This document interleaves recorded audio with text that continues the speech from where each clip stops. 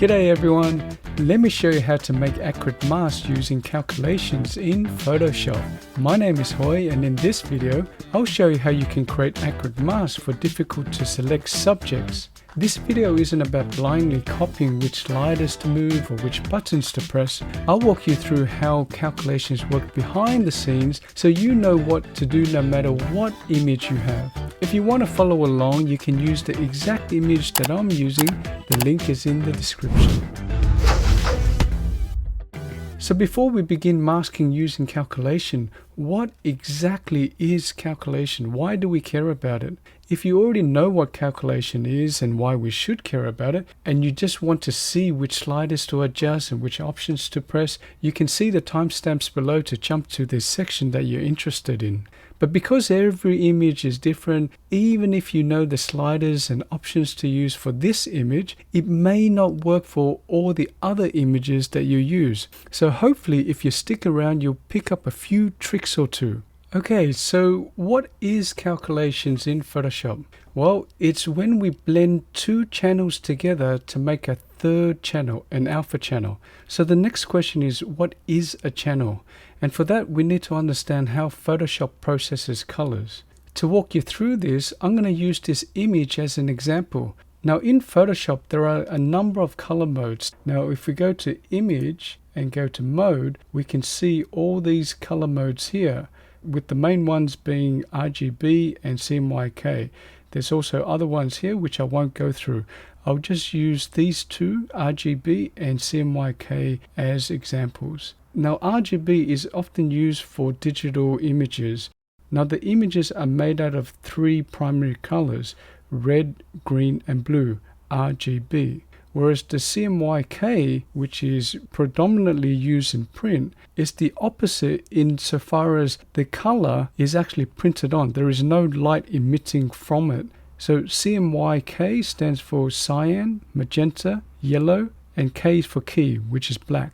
Now I've already pre-prepared an explanation file which I'll go to here, and the reason why I've explained the color modes is because I won't go through all the color modes in my example. I'm just going to use the RGB example here. In an image that we just saw, the composite, what we see, the colorful image on top, is actually made out of three channels: the red, green and blue. Now in Photoshop, this is seen in the channels panel here. If you don't see it, you can always go to window and just make sure that channels is selected. If I go back to our original image that we started with, and the channels are here: red, green and blue. And you might be thinking, well, they're not red, green and blue, they're black and white. Yes, it is a black and white representation of the red, green and blue channels. So if I just go up to the red channel, you can see that over here is very bright, and whereas here is very dark. So the bright areas represent where there's a lot of red, and the dark areas represent where there are no reds. And similarly, in the greens, where you see white or bright areas, that's where most of the green is. And conversely, where you see dark areas in the green channels, there is less green. And same is true for the blue channel. So if I go back to my explanation file, that's how it makes up the composite image, and this is the black and white representation. So how does it relate to calculations? Well, calculation is blending any two of these channels here to make one output here. So in our example here, I'm just going to disable this blue layer here. I'm going to go to my layers panel, switch off the blue, and this is what I'll get. So by telling Photoshop to combine or blend the red with the green layer, this is what we'll have. On the right side, this is exactly the same thing, but a black and white representation of it. So once we get the black and white representation of the channel, we can quickly use that as a mask. But you might be wondering why we go through all that trouble just to make a mask. Surely there's better and quicker ways to make a mask, right? There's object selection, there's select subject, quick mask, quick selection, etc. But sometimes there are very difficult or intricate detail that we can't mask with those options, and that's where channels come in place. So let's walk through an example now so you can see what I mean. Let's open up the image that we'll be using in this example by going to File, Open, navigate to the folder where you've got your image saved, click on the image and press Open. And let's just analyze it before we actually do the calculations. I'll go through the calculations that Photoshop would do, but you don't have to do any calculations, so don't worry. Now, I've deliberately chosen this image because of all the flyaway hair. If I zoom in a bit by pressing Option on my keyboards and scroll wheel mouse up, you can see that it's also blurry. So I'm going to scroll around by pressing spacebar on my keyboard and dragging my mouse down, and just to take stock of what we're dealing with here. Let's analyze the composition of this image here, particularly the colors. So when we do use calculations, we already have a good idea of which channels to select. So here there's a lot of blue for the sky here. So immediately the blue channel will play a role in this. There's also a lot of yellow and some brown on the skin.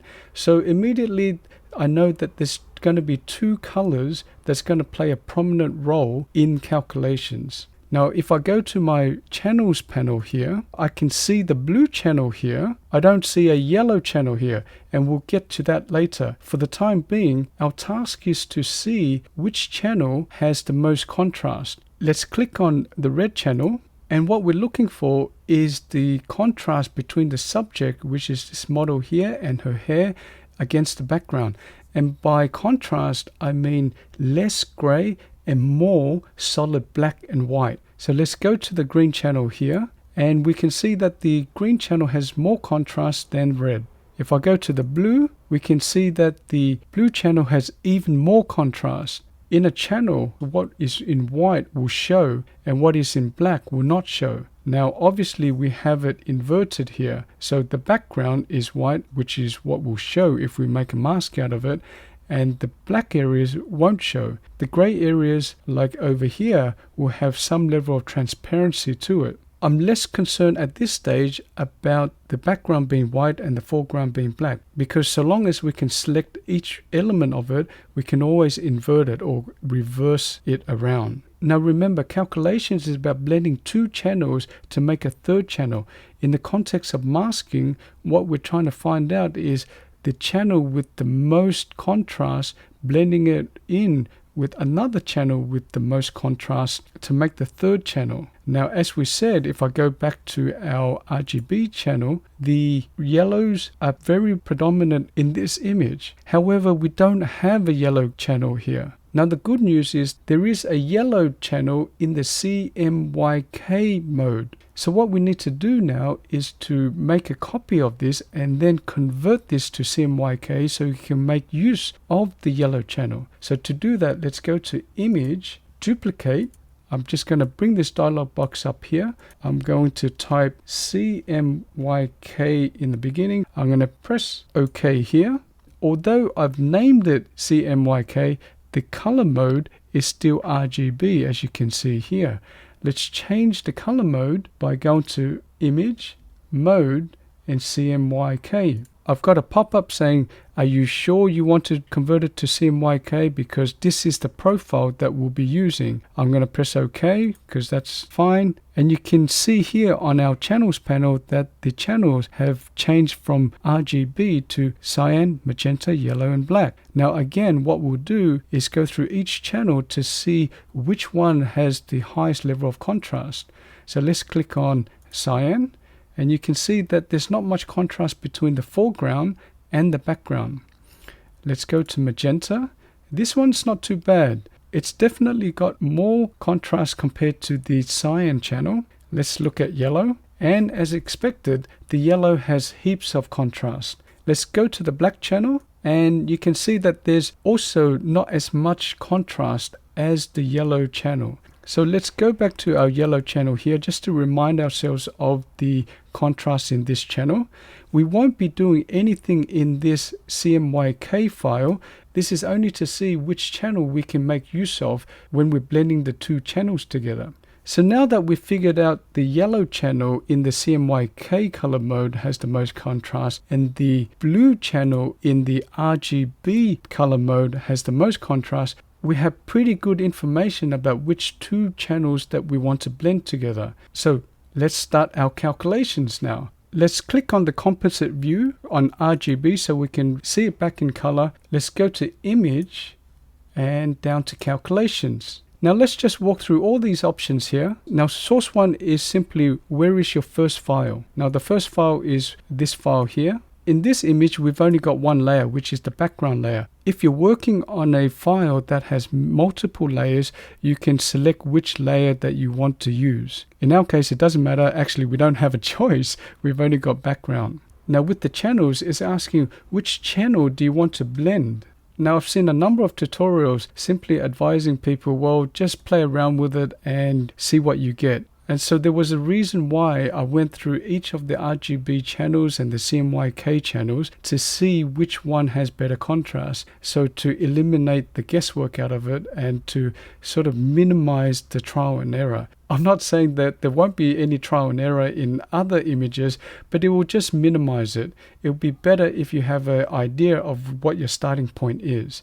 So in our example, we know that the blue channel creates a lot of contrast. So let's select blue. And that by itself is an okay starting point as a mask. But as I say, the calculations is about blending two channels together. So we can even enhance this by blending in another source. Now remember, the other source that we wanted to use is the CMYK file because it had the yellow channel which had a lot of contrast to it. So let's change our source 2 to our file here, CMYK. Now this file can be any image but with two caveats. The first caveat is that the file must be opened in Photoshop. The other caveat is that the second file has to have the same dimensions, the width and the height dimensions as the first file. And the layer, because we've only got one layer, it's defaulted to background again. Remember, if you've got multiple layers in that file, you can always select that layer. I'll click on background and in the channel, I'll select yellow.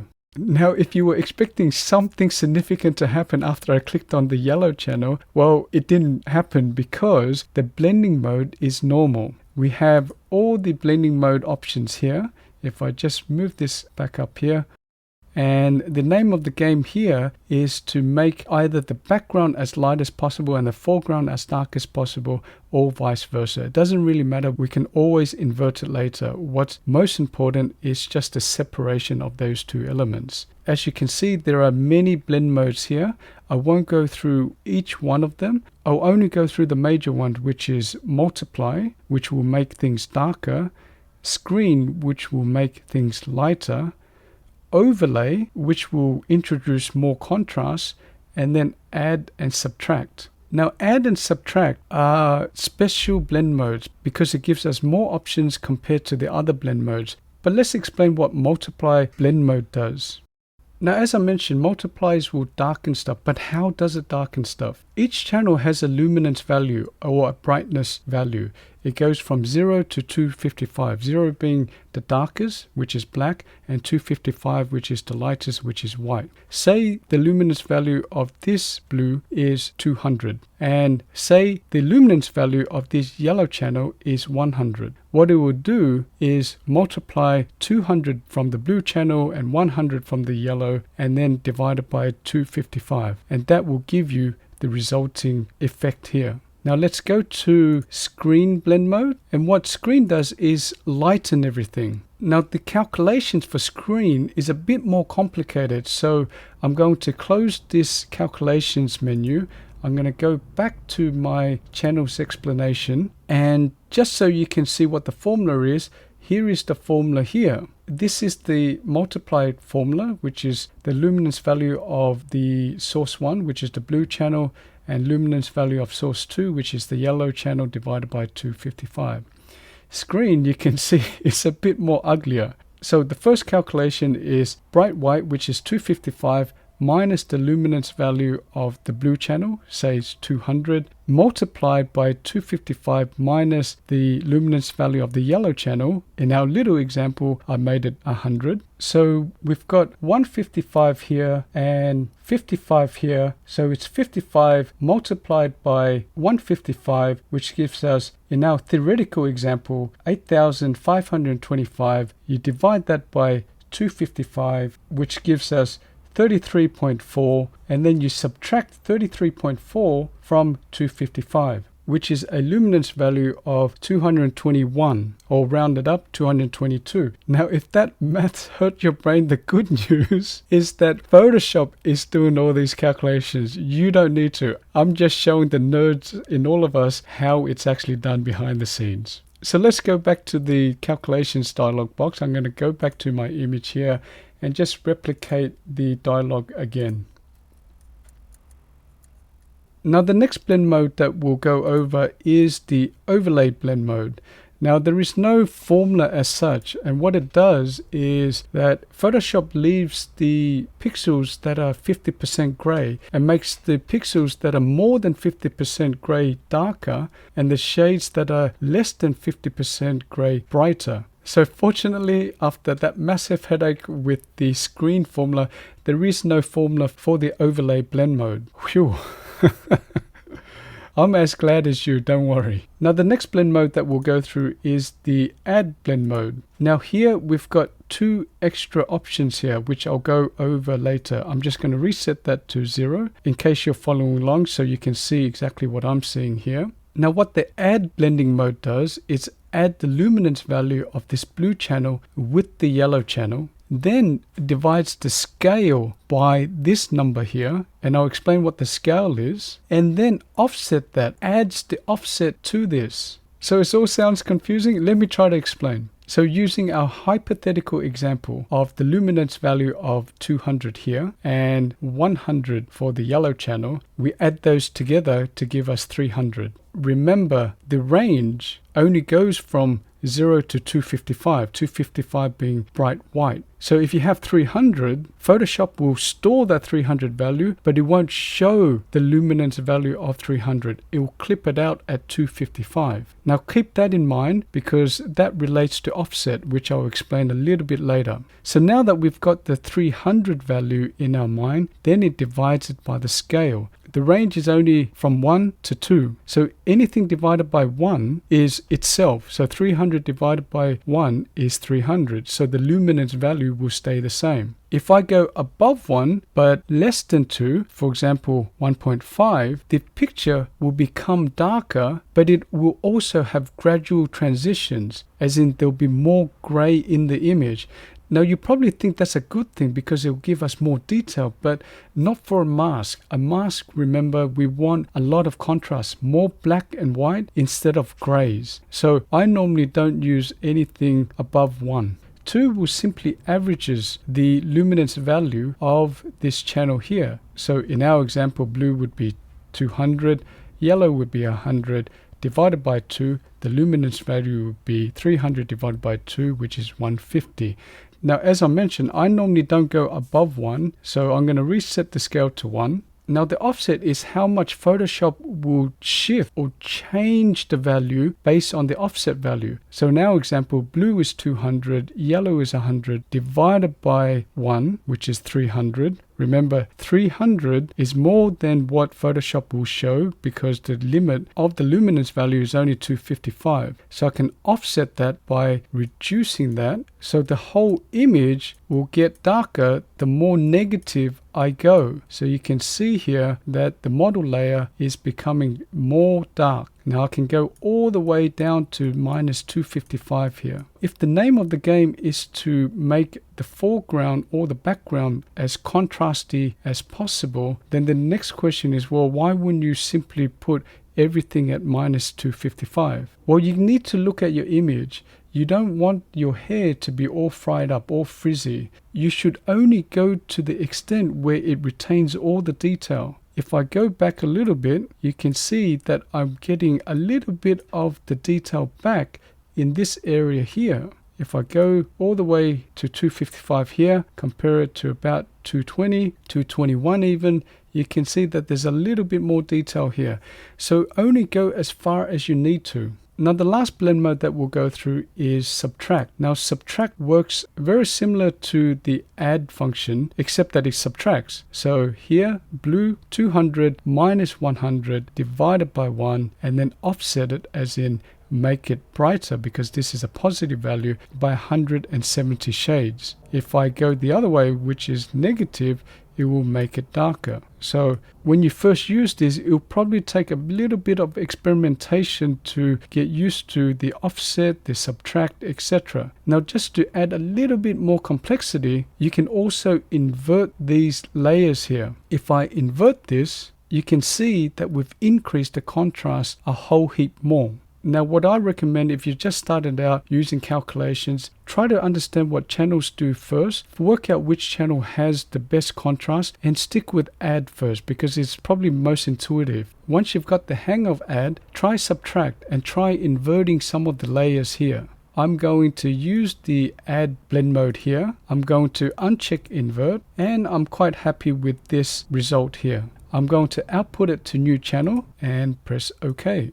Now you see this layer has turned red, and that's because our channels isn't on the RGB mode, it's on the alpha channel. Now what I want to do is just to crush the blacks to make the darks black and the whites even whiter. To do that, I'm going to press Command L on my keyboard to bring up the levels dialog box.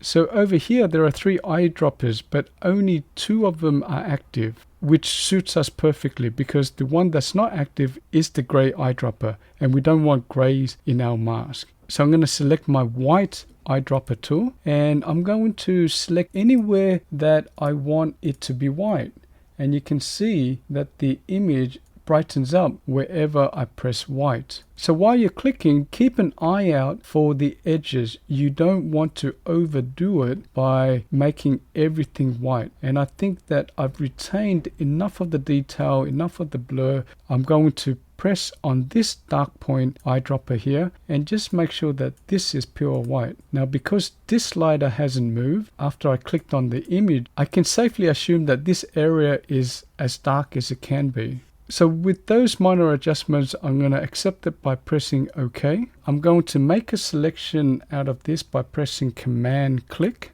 Let's click on the RGB channel and go back to our layers panel. Let's make a mask by pressing this mask icon here. Now remember, channel selects the lightest areas, the bright areas, and discards the black areas. But this isn't a problem because we can invert the mask. So just make sure that your mask is selected by clicking once on it. Let's press Command I on our keyboard to invert the mask. Let's put a solid color behind that so we can see what we're dealing with.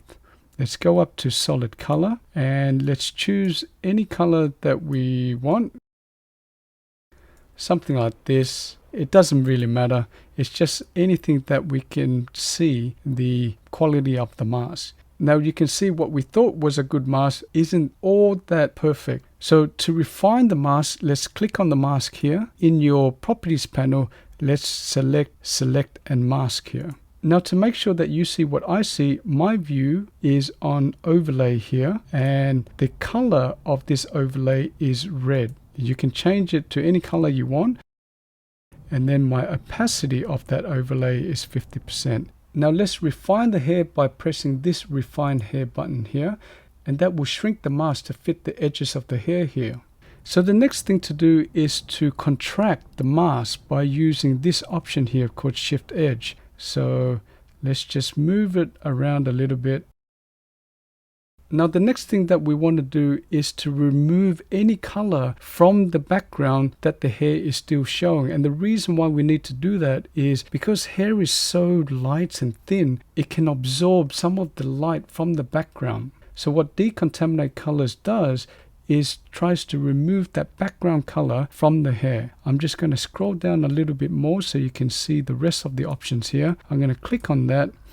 My amount is 100, and there you have the Decontaminate Colors. Now this is on and off. I'm going to switch it back on again. So even after we've decontaminated colors, you can see here that it still retained a little bit of the blue. So if I zoom in a little bit by pressing Option on my keyboard and scroll wheel mouse up, it's still got this bluish haze here. So I'm going to select my refine hairbrush here, which I've already got selected, and I'm going to make my brush a small size, which I have already, and my hardness all the way down to 0.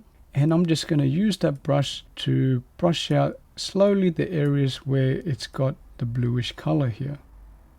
Now, a word of warning here, don't go crazy with the refined edge, otherwise you'll see a chunk of hair missing from her head. Subtlety is key here. So there's probably a little bit more here, and let's pan up by pressing spacebar on my keyboard and dragging my mouse here. It looks like there's a bluish haze here, so I'm just going to use the refine brush here, and it doesn't really want to be removed, so we'll remove it in another way. Now you can keep panning around and keep painting over with the refined hairbrush just to get the color out. For this tutorial, we'll move on to the next step. I'm going to output this to a new layer with the new layer mask. I'm going to fit it to screen by pressing Command 0. Let's see the mask better by pressing Option on your keyboard and clicking on your mask here to make your main image as a mask. Now our task here is to make sure that the areas that we don't want to see is in black, and the areas that we want to see is in white. So you can see here that there is remnants of black here, so we've got to paint that in white. Let's go to our brush tool, or we can press B on our keyboard. Let's make sure our foreground is white. I can press D on my keyboard to reset the colors, which then makes the foreground to white. And with opacity at 100 and flow at 100, my blend mode at normal, I'll just brush that in. I'm going to pan down again by pressing spacebar on my keyboard and dragging my mouse down. And this is the model strap here. So I'm going to paint that white because we want that to show. And then just continue to paint wherever I want things to show.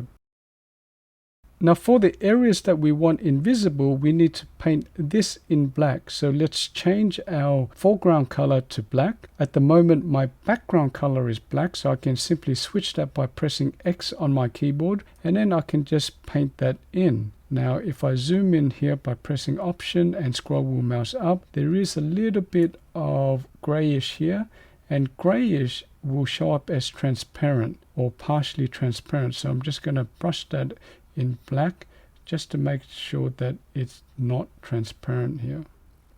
Now I can either zoom back out to fit everything to screen and just zooming back in here by pressing Option and scroll wheel mouse up. But here's a nifty little trick. So I'm just going to zoom in here again just to simulate what we had. I'm going to press H for Harry on my keyboard, and then I'm going to click once here, and that will give me this rectangle. I'm going to move my rectangle to where I want to zoom in. I've still got H and my mouse pressed, and once I've got it in the vicinity that I want, I'm going to release H and my keyboard, and then that will zoom into exactly where I want it. Okay, so this area we need to paint in black because we don't want this area, and this area is just the light from behind her. Now as I approach her hair, I've got to make a decision. One is, how much of this stray hair do I want to see? Now this area isn't particularly important, so I'm not too fussed about keeping it or not. Now let's just check where this hair is. So I'm going to Option click here. So I'm not too worried about here. I'm making an artistic choice to say, well, that's not the focus of the image here.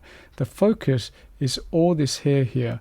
Now, if you are really keen to keep it, what I recommend is to brush it back in. So to mask it out and creating a hairbrush and then just painting it in. But this is beyond the scope of a calculations tutorial. If you want to see how to make a hairbrush in Photoshop, just leave a comment below and I'll see if and when I can make that. Let's go back to our mask here by pressing Option and click on the layer and zoom back in, Option and scroll wheel mouse up. And I'm just going to paint that in here.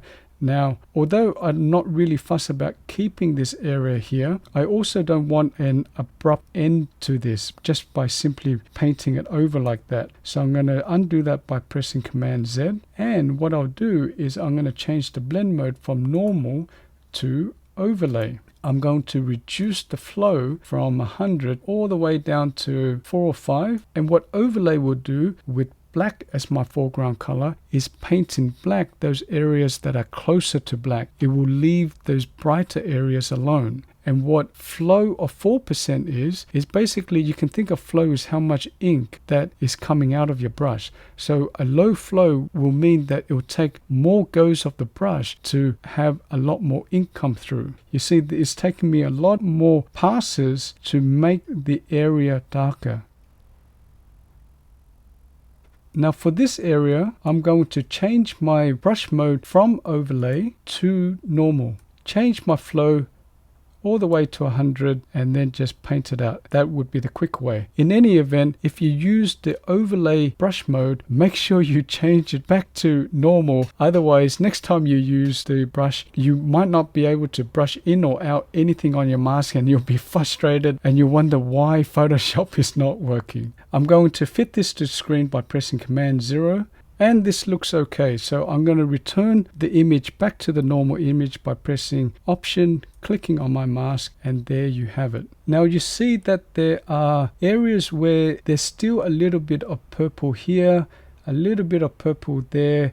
And if I scroll in here, if I'm not wrong, there's a touch of purple here. If you want to change the color to match the rest of her hair color, what you can do is create a layer on top of this layer here by pressing this icon here. Clip it by pressing Option and hovering your mouse between this layer and the layer below, so your cursor changes to this down arrow and square, and click once to get this clipping indication here. Make sure that your brush tool is selected by clicking on here, or you can press B on your keyboard. Let's temporarily change our brush to an eyedropper tool by pressing Option on the keyboard and just sample any color that you want. I'm just going to sample this blonde color here. Let's change our blend mode from normal to color. Now apologies that you couldn't see me select color because the menu actually overflowed to my second screen. But trust me, I did change it to color, as you can see here. And then I'm going to reduce the flow from 100 probably down to say 5. And then I'm just going to paint in the area that I want the color to change to. Now, if the effect is too strong, you can always reduce the opacity here. Now, before we finish, there seems to be a halo here that we need to fix on the mask. So let's zoom in by pressing Option on the keyboard and scroll wheel mouse up. You can see that there is a slight halo here. So let's fix that, and let's not pretend it wasn't there because we want to be professionals here. Let's click on our mask here and select our lasso tool by going up here, or you can press L on your keyboard and just make a selection of where you want to fix the mask. Let's go up to Filter, Other, and Minimum. Let's select roundness instead of squareness. Now roundness will give us the decimal place, which will give us more precise contractions, whereas squareness only goes up by integers, as in whole numbers, 3, 4, 5, 6, etc. So it's not as accurate. So let's choose roundness, and then let's go down to 0, and let's go up gradually and just watch the model shoulder and stop where you think that the halo has gone. So something like 1.9 is fine for me. I'm going to press OK and deselect that. Now you can do that to any other areas that you can see. So this bit on her shoulder here, we can repeat the process by selecting that once again. Go up to Filter, Other, Minimum, go back to 0, and then just slowly go back up. Something like 1.6 is fine. Let's press OK. Let's fit it to screen by pressing Command 0 on our keyboard, and we've still got that selected, so let's deselect it by pressing Command D. Let's just double check the quality of the mask by changing the background color by clicking on this solid color and just moving the color picker around to different brightness and saturation, and I think we've done a fine job. And let's just change the hue as well. So that looks fine to me. I'm going to press OK. If there are problem areas that I didn't pick up but you have, you can go back to select and mask and just refine your mask a bit. I've also got other masking tutorials which I've got links down below, so you can check those out. And that's how you can make accurate selections for difficult to select subjects in Photoshop. Now let's review what we've done. We use this image to explain how channels work in Photoshop. We learned that there are different color modes in Photoshop, with the main ones being RGB and CMYK.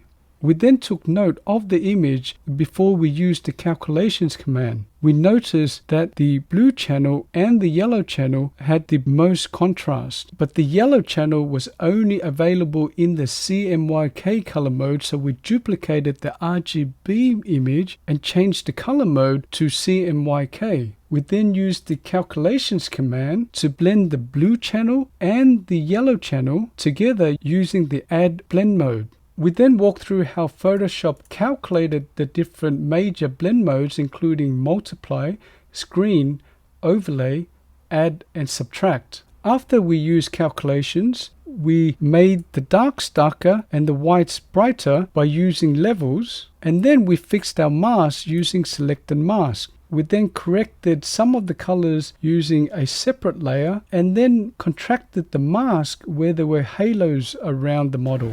I hope you found this useful. Thanks so much for watching. Let me know what your favorite technique was or what you would like to see in future videos. As a small YouTuber who's just started out, I do everything from scratch, from coming up with the idea for the tutorial to creating thumbnails and captions, all of which takes time. So if you've enjoyed this video or learned a thing or three, it would help me out so much if you can please like and subscribe and hit the bell icon so you can get notified for when the next video is out.